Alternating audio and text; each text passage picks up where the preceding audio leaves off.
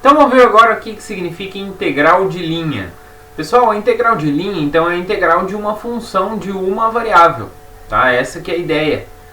Então a gente vai recordar como funciona a questão de integral de uma função de uma única variável.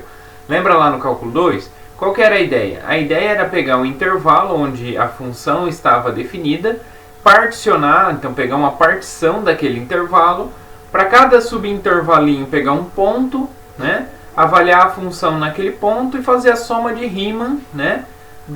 Do valor da função em cada um desses pontos, desses subintervalos, vezes o tamanho de cada subintervalo. E fazer essa soma, e a integral era dada pelo limite da soma de Riemann.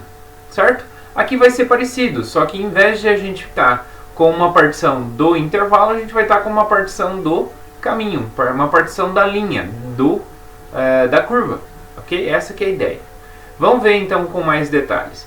Então seja ômega um conjunto aberto do R2. Então eu tenho aqui em R2 um conjunto aberto, e eu vou considerar gama uma curva dentro de ômega. Tá? Uma curva suave. O que significa isso? Uma curva onde tem suas derivadas contínuas e a reta tangente em cada ponto existe. Ou seja, a derivada é diferente de zero em todos os pontos. Tá?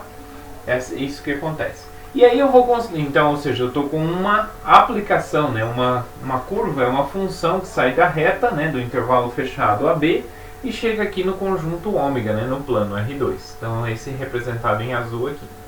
E aí eu vou considerar uma função definida em cima desse conjunto ômega, chegando em R. Então uma função de duas variáveis chegando em R, ok?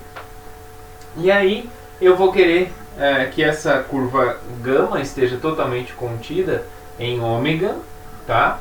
E vou também pegar uma partição aqui do intervalo AB, tá? E vou olhar para a imagem de cada um desses pontos da partição aqui e vou chamar de PI, a imagem de cada um dos TIs, que são os pontos da partição do intervalo AB, aqui dentro da imagem da curva, ok? Quando o caminho está dentro, né, esse caminho, né, chamar de caminho, curva, é a mesma coisa, tá bom? Então, quando esse caminho aqui, ou essa curva está dentro de ômega, a gente fala que é um caminho suave em ômega, tá bom? Aqui que a gente está, então, definindo desta forma. Então, isso é um caminho suave em ômega, ok?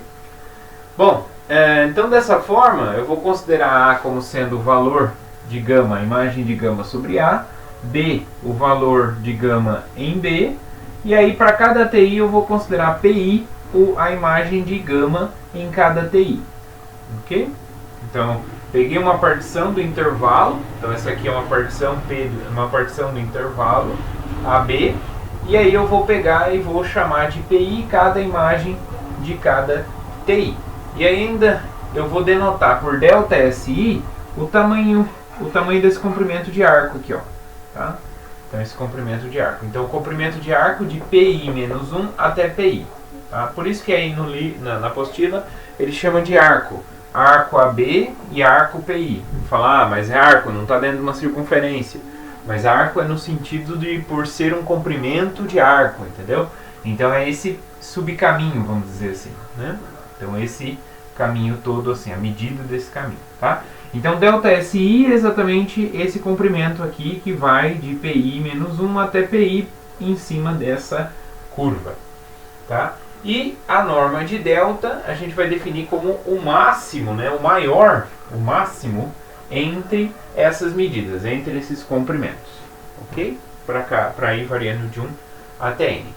Então, em cada um desses trechos, lembra? Lá para fazer a integral de uma variável, em cada um desses subintervalos eu escolhia um ponto CI, né? Aqui vai ser a mesma coisa, só que em vez de escolher um parâmetro aqui, eu escolho um ponto aqui na curva. Mas escolher um ponto aqui na curva, tecnicamente eu escolher um parâmetro lá no intervalo, no subintervalo. Tá? Então, tecnicamente é quase a mesma coisa. Tá? Então, em cada trecho, em cada arco, PI menos 1 até PI, a gente vai escolher um ponto que a gente vai chamar de XI, estrela, YI, estrela. Tá? E consideramos essa soma. Então, eu vou pegar o valor da função em cada um desses pontos, em cada subarquinho, tá? Que a gente tem aqui, vezes o comprimento de arco desse arquinho, tá? PI menos 1 PI. Isso aqui é o que? É o que a gente chama de soma de Riemann, né? Então, como que a gente pode definir a integral de linha? Uma integral da função f sobre o caminho gama.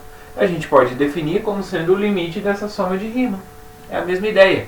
Só que a única variação é que a gente não tem aqui diretamente sobre pontos de R, mas sim sobre pontos da curva. Então, dessa forma, a integral curvilínea, tá? Então, a gente define a integral curvilínea da função f sobre a curva gama, né, o caminho gama, de A até B, né, dos dois pontos lá. Ela é definida e denotada por integral sobre a curva gama da função f ds, que vai ser, por definição, o limite quando aquele máximo entre os delta SI, né, que são os comprimentos de arcos de cada arquinho, né, que divide o nosso caminho, tá?